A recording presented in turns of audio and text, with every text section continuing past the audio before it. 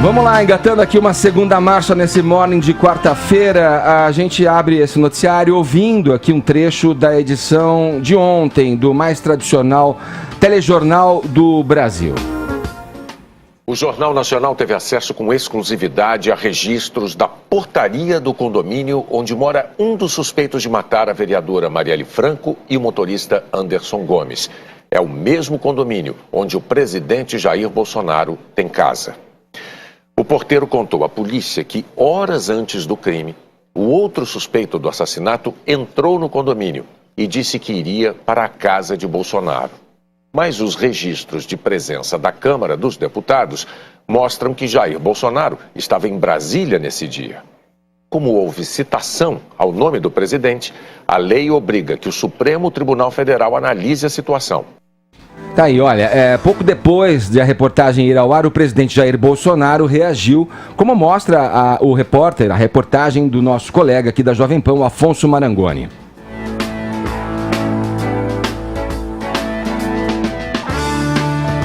O presidente Jair Bolsonaro rebateu nesta terça-feira uma reportagem do Jornal Nacional da TV Globo que citou o nome dele na investigação do assassinato da vereadora Marielle Franco do PSOL. Em transmissão ao vivo nas redes sociais, Bolsonaro negou qualquer envolvimento no caso. Vocês não têm vergonha na cara?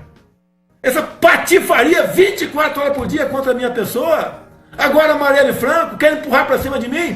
Nem era, se vocês tivessem o mínimo de decência, por saber que o processo corre em segredo de justiça, não poderiam divulgar. Agora querer me vincular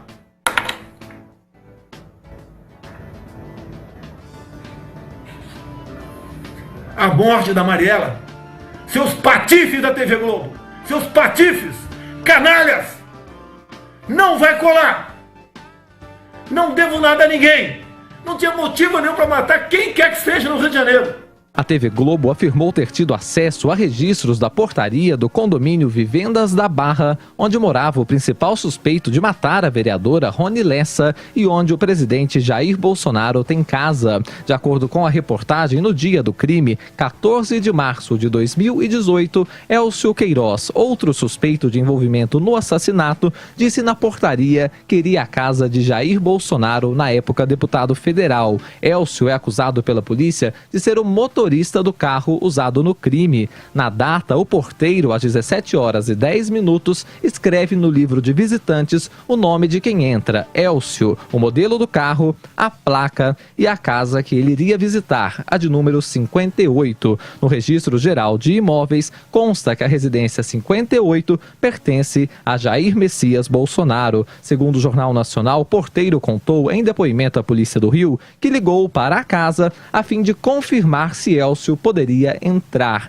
A TV Globo afirmou que o porteiro identificou a voz de quem atendeu como sendo a do seu Jair. Os registros de presença da Câmara dos Deputados mostram, no entanto, que Bolsonaro estava em Brasília na mesma data e, portanto, ele não poderia estar no Rio de Janeiro. Em seguida, segundo a reportagem, o porteiro percebeu que Elcio Queiroz, na verdade, seguiu para a casa 66, onde morava Rony Lessa, acusado de ser o autor dos disparos que vitimaram Marielle e o motorista Anderson Gomes. No depoimento, o porteiro teria dito que ligou de novo para a casa 58 e que o homem, identificado por ele como seu Jair, teria dito que sabia para onde Elcio estava indo. Na transmissão ao vivo que ocorreu na Arábia Saudita, onde o presidente cumpre a agenda oficial, Bolsonaro disse que ele estava em Brasília no dia do assassinato. A Globo diz que a Minas Digital estava aqui em Brasília. Ela não nega isso aí. Mas sempre fica a suspeita na outra ponta da linha. Ah, será que esse dedo no painel aqui, né, não foi algo... teria sido algo que não correu dentro da normalidade? Sempre fica essa suspeita. O presidente também acusou o governador do Rio de Janeiro, Wilson Witzel, de ter vazado detalhes da investigação à imprensa. Conclusão que se tira tudo disso aí. Esse processo está em segredo de justiça. Como chega na Globo? Quem vazou para a Globo? Segundo a Veja, está publicado aqui, quem vazou esse processo para a Globo foi o seu governador Witzel, né? E o governador Witzel que se explique agora como é que ele vazou esse processo. O que cheira isso aqui? Eu não quero bater o martelo. O que parece? Que ou o porteiro mentiu, tá? Ou induziram o porteiro a cometer um falso testemunho, ou escreveram algo no inquérito que o porteiro não leu, tá? E assinou embaixo em confiança ao delegado ou aquele que foi ouvir na portaria. Qual a intenção disso tudo? A intenção é sempre a mesma, tá? O tempo todo fico em cima da minha vida, dos meus filhos e quem está próximo de mim. Em nota, Witzel afirmou lamentar profundamente a manifestação intempestiva do presidente e que foi atacado injustamente. O governador do Rio disse que jamais houve qualquer tipo de interferência política nas investigações conduzidas pelo Ministério Público e a cargo da Polícia Civil. Na live, Bolsonaro declarou estar disposto a conversar com o delegado que comanda o caso na Polícia Civil do Rio de Janeiro. Como houve citação ao nome do presidente da República, a lei obriga que o Supremo Tribunal Federal analise a situação. O presidente Jair Bolsonaro... E a sequência cronológica desses fatos, acho que vale agora a gente passar aí a relatar a resposta da TV Globo a essa fala, né, do presidente Bolsonaro. Isso, mas antes eu quero destacar, Edgar, novamente um trecho que o presidente Jair Bolsonaro nessa live, foi uma live de 23 minutos, ele estava visivelmente irritado aí com a reportagem da Rede Globo, e durante esses 23 minutos ele promoveu muitos ataques aí à emissora, acusou a emissora de persegui-lo, de perseguir também os seus filhos, né? Ele relembrou inclusive outras reportagens, outras matérias, como o caso do Laranjal, aquela matéria da revista Época, que é do Grupo Globo, sobre familiares da Michele Bolsonaro, esposa dele. Então ele foi relembrando todos esses casos e foi acusando a Globo de perseguição. E aí ele falou um ponto, Edgar, que pode ser que aconteça ou não, que é sobre a revisão da concessão da Rede Globo de televisão. E que ele falou que ele não tem a intenção de perseguir a Globo, isso vai acontecer em 2022, mas caso este processo especificamente não chegue de maneira enxuta, ele pode repensar nesse sentido. Vamos ver o que o Bolsonaro falou. Por que TV Globo? Por que Revista Época? Essa patifaria por parte de vocês. Essa coisa que não dá para definir. Deixe eu governar o Brasil. Vocês perderam. Vocês vão renovar a concessão em 2022. Não vou persegui-los. Mas o processo vai estar limpo. Se não tiver limpo, legal, não tem renovação da concessão de vocês e de TV nenhuma. Vocês apostaram em me derrubar no primeiro ano, não conseguiram. Estão fazendo uma viagem, sacrifício, 10 dias longe da família, ralando o dia todo. Estamos recuperando a confiança no mundo. E vocês, TV Globo, o tempo todo infernizam a minha vida, porra! Agora querer... Pois é, Edgar, e aí, em nota, a Globo respondeu aí essas declarações do Bolsonaro, afirmou que a emissora não fez patifaria e nem canalice, e sim jornalismo com seriedade e responsabilidade, revelando o depoimento do porteiro e dando a informação, inclusive, da presença de Bolsonaro em Brasília naquele dia, com 2 registros de votações. A emissora ressalta que o depoimento do porteiro é importante porque diz a respeito de um dos principais acusados da morte de Marielle, e que a citação ao presidente da República leva o caso ao STF. A Globo lamenta que o presidente revela que não conhece a missão do jornalismo de qualidade e que use termos injustos para insultar aqueles que não fazem outra coisa senão informar com precisão o público brasileiro. E sobre a afirmação de que em 2022 ele não perseguirá a Globo, mas só renovará a sua concessão se o processo estiver enxuto, a Globo afirma que não poderia esperar dele outra atitude. Muita gente se pergunta aqui no Brasil como funciona a concessão de TV pública. Então vamos lá falar sobre o assunto. Eu acabei de publicar um texto no meu blog, no jp.com.br, lá tem mais detalhes, mas o que acontece as concessões são de fato dadas pelo governo por meio de licitação. Então algumas empresas se candidatam desde que obedeçam a alguns critérios, sendo esses critérios saúde financeira do grupo, ter condições técnicas, por exemplo, ter no mínimo 70% do capital na mão dos acionistas brasileiros e também respeitar o limite de controle de até 10 estações concessões em todo o país, sendo no máximo 2 afiliadas por estado. Isso não conta a retransmissora, que é quando a antena basicamente manda o sinal para outros lugares. Então dá para montar uma rede com essas 10 emissoras, que é mais ou menos como acontece com alguns canais. O Ministério de Comunicações, então, decide por meio de critérios técnicos, ele pontua a saúde financeira, questões técnicas e tudo mais. A grade de programação também conta para ver quem ganharia essa concessão. Há muito tempo uma concessão não é dada, não é concedida no Brasil a uma rede, assim. As emissoras são afiliadas e elas vão ganhando e assim se somam para formar uma rede. A última grande rede que surgiu aqui no Brasil foi a Rede TV, que comprou da TV Manchete a concessão. Nesse caso não foi uma concessão cassada, mas, curiosamente, todas as concessões cassadas ocorreram durante o regime militar, ainda que algumas no período de abertura. Por exemplo, a Rede TV, que era derivada da Manchete, já vem da TV Tupi. A TV Tupi estava em crise, quebrou e aí teve a concessão oferecida à TV Manchete, por critérios técnicos. Também houve ali uma conversa entre políticos e empresários. O SBT, por exemplo, ele vem da TV Excelsior, que muita gente, historiadora e especialista em TV, diz que não foi cassada apenas por critérios financeiros, mas também por critérios ideológicos, uma vez que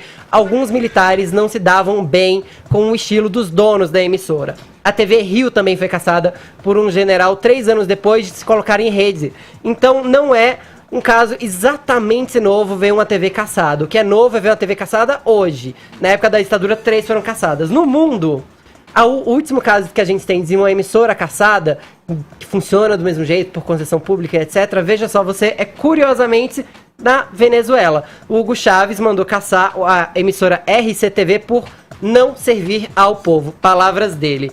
O Tribunal Supremo de Justiça de lá aceitou os argumentos do presidente e tirou a emissora do ar. Então é só para vocês terem uma noção de como funciona isso. De fato, a Globo tá sob alguma ameaça velada aí, todo mundo tá encarando isso como uma ameaça velada, mas agora, depois que ele verbalizou isso também, vai ficar sob um escrutínio muito grande esse processo de concessão. A Globo ainda também falou que não depende de verbas do governo, embora o processo seja muito legal, isso garante a ela independência no que fala em seu jornalismo, assim. Edgar, eu acho que essa história ainda vai se desdobrar por muito tempo. Só para registrar que o Bolsonaro também acusou a Globo de não ter dado espaço para que ele mesmo se defendesse ao vivo, durante o telejornal ao vivo, até porque tem uma repórter da Globo acompanhando ele nessa viagem, mas a Globo ouviu o advogado dele, que é o Frederico Wassef, inclusive o advogado dele acabou de dar entrevista também para a Jovem Pan, com o repórter Thiago Muniz. Quem quiser conferir, tá lá no canal do YouTube Jovem Pan News. Sim, boa, Vini. Vamos lá. O que você pensa a respeito de todo esse imbróglio envolvendo aí essa reportagem da TV Globo, essa reação do presidente Bolsonaro, Caio? Olha, eu peço licença aqui para um comentário mais alongado, dada a seriedade do assunto. E o assunto é mau jornalismo, né? Então, em primeiro lugar, eu queria destacar o estado emocional do presidente. Eu não me recordo de vê-lo assim em nenhum momento durante o mandato. E isso é sintomático de uma indignação genuína com o conteúdo apresentado pelo jornalismo da TV Globo. Aliás, menos pelo conteúdo e mais pela forma, né, como eu pretendo demonstrar aqui. Então, eu acho que é importante a gente começar pela chamada da notícia, né? Para quem nunca reparou, a chamada inicial do Jornal Nacional, via de regra, tem 1 minuto. E dessa vez 3 pautas foram escolhidas como destaque, né? E todas elas, de alguma forma, negativas para o governo. Então, primeiro destaque, o Santuário de Abrolhos, né, ameaçado pelo óleo venezuelano, assim como as praias do Sudeste. Esse destaque teve 18 segundos. O segundo destaque, na sequência, fala, depois do encontro do presidente com o príncipe herdeiro, a Arábia Saudita anuncia que vai investir até 10 bilhões de dólares no Brasil. Esse destaque teve só 7 segundos. E aqui eu vou fazer uma digressão, porque o ouvinte ele pode se perguntar, mas peraí, isso daí não é uma notícia positiva? Mas depende do tom. Esse é aquele príncipe suspeito de ser o mandante de assassinatos e que tem reputação, inclusive, de ser um tirano. Tanto que a esquerda brasileira, incoerente como de costume, estava esperneando com as tratativas entre o governo brasileiro e o governo saudita. E aqui vai mais uma diferença muito importante, né, do pragmatismo da direita e da esquerda agora no âmbito da política internacional. A esquerda brasileira alisava os ditadores, né, mandava dinheiro do povo brasileiro para esses regimes autoritários. Então, Cuba, Venezuela, as ditaduras africanas. A direita está sendo diplomática, né, com esses autocratas, o que na verdade é passível sim de crítica, mas pelo menos está trazendo o dinheiro deles como investimento aqui para o Brasil. E esse foi também o entendimento do Rodrigo Constantino no Twitter dele. O Rodrigo Constantino, nosso colega Jovem Pan do 3 em 1, que diz o seguinte: criticam Bolsonaro pela falta de pragmatismo no relacionamento com o socialista argentino, mas criticam o pragmatismo do presidente brasileiro com o príncipe saudita, lembrando que se trata de um assassino.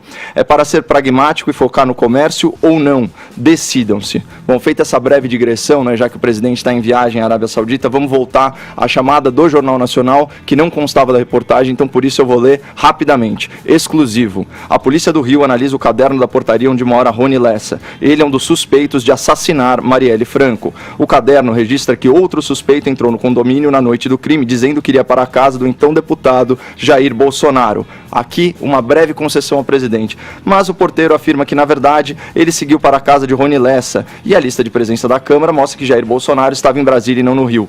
A citação ao nome Bolsonaro torna obrigatório que o Supremo Tribunal Federal analise o caso. Essa é uma chamada de 35 segundos, portanto, que tem protagonismo. Entra o jornal. Quais são as pautas que antecedem a notícia e que vão construindo um ambiente tenso para o governo e para o presidente? Primeiro, reforma do funcionalismo público, que atinge 12% da força de trabalho no Brasil. Dificuldades na relação com a Argentina, que agora é um país neossocialista. O vídeo apagado do Bolsonaro com aquele leão lá na savana. O acordo com a Arábia Saudita e, finalmente, como última notícia, né, de forma estratégica para segurar a audiência, o nome do presidente citado no caso Marielle Franco. E aqui é muito importante a gente retomar o conceito de pós-verdade. Para o grande público, a percepção emocional sobre um fato supera muito a análise racional sobre esse mesmo fato. Então, aqui você tem um grande tema, que é o quê? Assassinato de Marielle Franco. Tudo que for falado será, de uma forma ou de outra, associado a esse tema no plano emocional. Isso tem protagonismo, né? A razão, ela é um fator moderador dessa percepção, eu diria até coadjuvante, né? Então, o que a Globo faz? Ao externar confusão, contradição, dúvida, o jornalismo, ele consegue sim associar no imaginário popular a imagem do presidente ao crime. É por isso que ele ficou desse jeito. São frases desse tipo que eu extraí aqui da reportagem, abre aspas. No mesmo condomínio onde o presidente tem casa. No depoimento, o porteiro alega que fez uma ligação para a casa 58. Ligação atendida pelo, abre aspas, seu Jair. Segundo a escritura do imóvel, a casa pertence ao presidente. A polícia vai apurar com quem de fato o porteiro conversou aquele dia. Nossa equipe encontrou uma contradição no depoimento do porteiro. Vá. Depois de saber das investigações envolvendo a casa do presidente, representantes do Ministério Público foram a Brasília. O STF ainda não se pronunciou sobre o caso. Percebem? Confusão, contradição e dúvida. Essas frases, no plano emocional, elas geram desconfiança no público em relação ao caráter do presidente. A audiência, nesse momento, o que ela está fazendo? Ela está jantando, ela está lavando louça, né? Ela está relaxada na poltrona, muitas vezes ela está, inclusive, trabalhando, né? São momentos em que o público está com a guarda baixa, ou seja, com o seu filtro menos apurado. Então, uma matéria dessa planta a semente da dúvida, a semente da discórdia no inconsciente do público, e daí a exaltação justificável do presidente da República e na sua live. Tanto que, se o ouvinte da PAN for visitar a esgotosfera, né, e ver os títulos dos vídeos de YouTube dos influenciadores esquerdistas e progressistas, ele vai ver coisas do tipo, abre aspas, Jornal Nacional liga a casa de Bolsonaro, assassinato de Marielle em reportagem exclusiva. É óbvio que isso ia acontecer, né? Então, qual a minha opinião nesse caso? Verificado o álibi incontestável do presidente da República, essa matéria não deveria ter ido ao ar. Mas se fosse, qual que é a real notícia aqui nesse caso? Essa é menos uma notícia sobre o caso Marielle e mais uma notícia sobre a tentativa frustrada de incriminar o presidente. O tema aqui não é assassinato da Marielle, o tema é tentativa de incriminar Bolsonaro. E como que seria uma notícia, aliás, a chamada de uma notícia realmente isenta? Eu faço uma sugestão à Rede Globo, exclusivo. A reportagem da Globo identificou uma contradição na investigação do caso Marielle, que sugere tentativa de incriminar o presidente da República. Jair Bolsonaro, citado no depoimento do porteiro de seu condomínio, estava comprovadamente em Brasília no dia do relato que o situava no Rio de Janeiro. É assim que se dá a notícia. Vamos lá. É uma notícia que desconforta toda a tua fala, ela corrobora o que o presidente falou, né? Eu acho assim, a imprensa está aí para noticiar. fazer um julgo agora, como deveria ser a notícia, porque isso tem a intenção de isso ou aquilo. O fato está ali. O relatório da entrada no condomínio diz o que está escrito ali. Elcio de Queiroz entrou, tal hora, falou que ia na casa de número 56, Vini, 58, né, foi pra do condomínio, e foi em outra casa, alguém teria atendido lá. Para mim, só essa questão de haver uma relação ali já é um motivo de se levantar a reportagem e, sim, se ali naquela casa mora o presidente da República, é interesse, e a reportagem não esconde em momento algum que o presidente tem ali a presença confirmada no painel de votação em Brasília. Olha, eu sou para a imprensa dizer o que tem que ser dito e reportar o que ser dito, inclusive é que passa pano. Inclusive é que sai em defesa do presidente e não olha o fato que está ali gritando à nossa frente. O que é reportado pela TV Globo? Se o presidente não tem nada a temer, se o presidente está tranquilo, vamos lá, continue-se a apuração. Agora, vira um ataque, vira uma ameaça à liberdade de se relatar fatos, aí entra tudo na narrativa, né? Onde eu quero estar?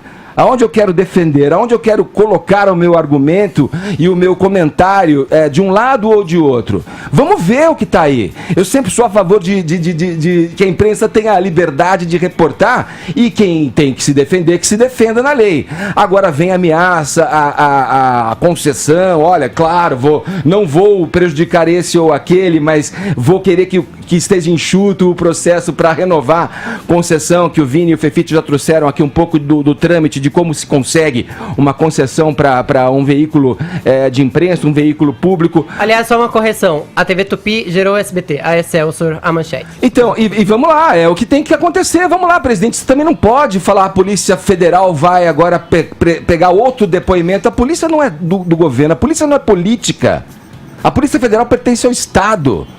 Cabe à Polícia Civil no Rio de Janeiro, ao Ministério Público do Rio de Janeiro, conduzir essa questão, como vem conduzindo.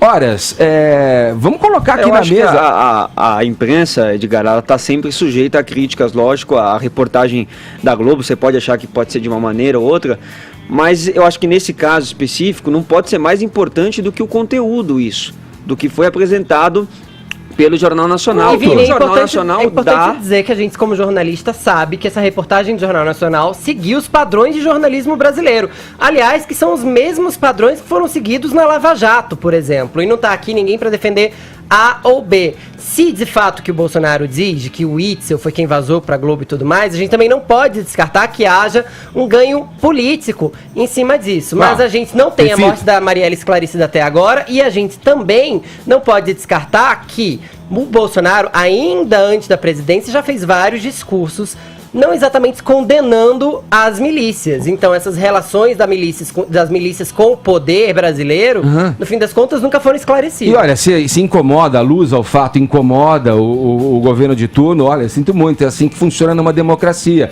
A luz está jogada aí. Há uma entrada no condomínio.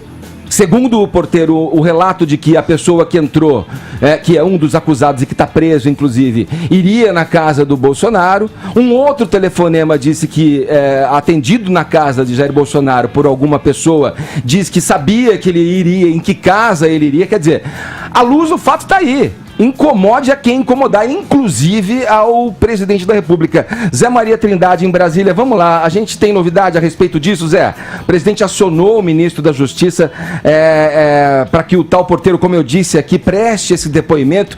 E isso é possível, Zé, uma vez que a Polícia Federal é uma polícia do Estado e não uma polícia política que pertença a esse ou aquele governo de turno. Zé, bom dia. Pois é, muito bom dia, Edgar, bom dia a todos. Olha, Edgar, este já é um assunto federalizado. Há, inclusive, uma investigação em curso sobre investigação, ou seja, é uma investigação sobre o que aconteceu na Polícia do Rio de Janeiro neste trabalho de apurar dados, nesse caso que se estende, né?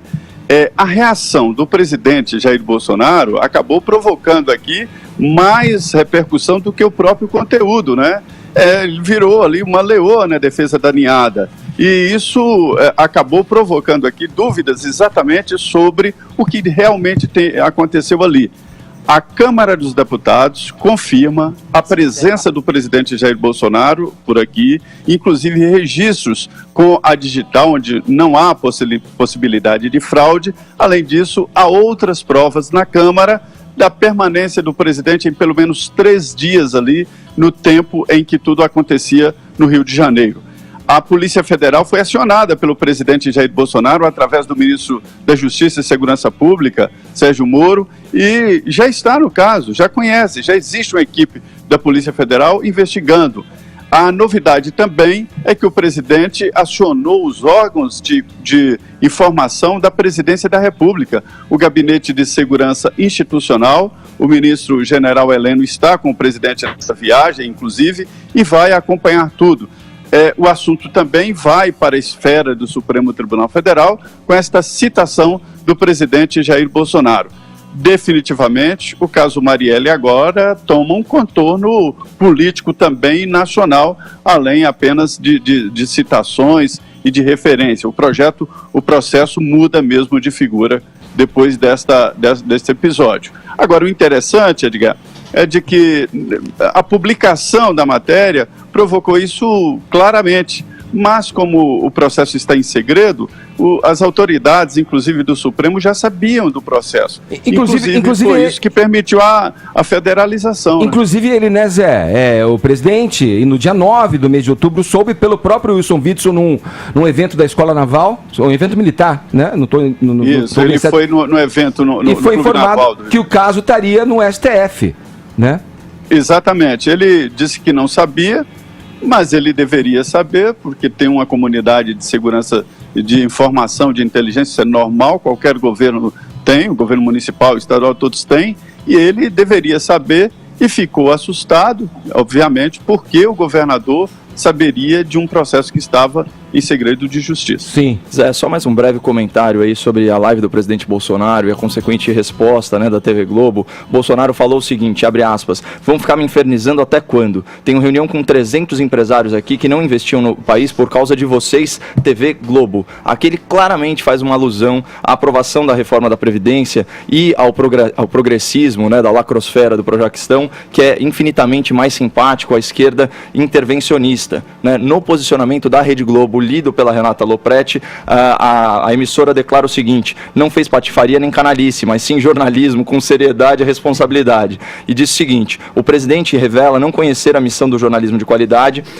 usa termos injustos para insultar aqueles que não fazem outra coisa senão informar com precisão o público brasileiro. Isso é um tremendo absurdo. Manchete do Globo, 17 de maio de 2018, Lauro Jardim, dono da JBS, grava Temer dando aval para a compra de silêncio de Cunha. Esse é aquele caso do tem que manter isso. Gerou bilhões de prejuízo no mercado financeiro para o Brasil, travou a reforma da Previdência. Para quê? Para o presidente Temer ser inocentado agora há pouco, ser absolvido, porque a acusação era, abre aspas, frágil, segundo decisão judicial. O Globo, 18 de maio de 2018, Ricardo Noblat, Temer decidiu renunciar. A página foi até retirada do ar, tamanho equívoco, né? E o Ricardo Noblat ainda insistiu, ainda blefou com o futuro do Brasil. Disse o seguinte, é dura a vida de jornalista. A política é como uma nuvem e os leitores não entendem. A permanência de Temer é temporária. Aguarda a fita. Pois é, aguardamos a fita e olha o que aconteceu. Prejuízos bilionários ao Brasil. A reforma da Previdência, que era para ter saído em 2017, não saiu por causa, mais uma vez, do mau jornalismo da Rede Globo. Eu já falei aqui, eu vou repetir. Enquanto a imprensa não oferecer ao público o mesmo padrão de qualidade e de isenção que ela exige das lideranças políticas, não tem jeito. Ela vai ficar sujeita a chuvas e trovoadas. A Globo já elogiada pelo próprio presidente em algum momento ali. Lembra da entrevista dele com a Miriam Leitão na Globo News? Ele alertando aí que o próprio Roberto Marinho havia feito um comunicado na ocasião do golpe militar. Você lembra disso, né? Tá ouvindo, Zé? Pois é, assim, comigo. Olha, Edgar, esse tipo de embate direto com o veículo de comunicação, ele acaba fortalecendo o próprio veículo de comunicação e o presidente, porque divide.